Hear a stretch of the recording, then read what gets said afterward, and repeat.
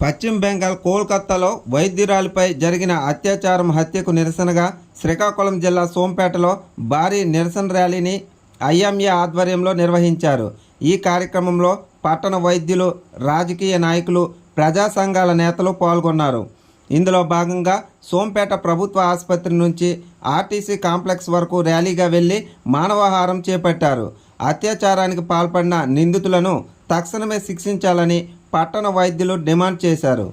దేశంలో వైద్యులకు రక్షణ కొరవైందని మండిపడ్డారు. నిందితులను కఠినంగా శిక్షించి బాధిత కుటుంబానికి న్యాయం చేయాలని పేర్కొన్నారు. దీంతో సోంపేట పట్టణం నిరసన ర్యాలీతో దద్దరిల్లింది.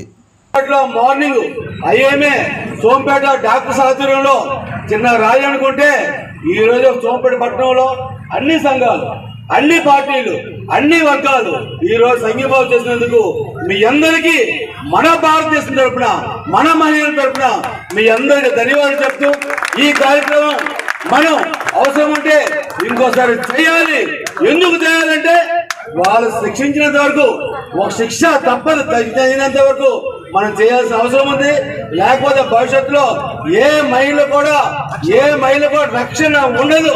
కాబట్టి మనం చేయాల్సిన అవసరం అని చెప్తూ మీ అందరూ పాల్గొన్న మీ అందరికీ పేరు పేరున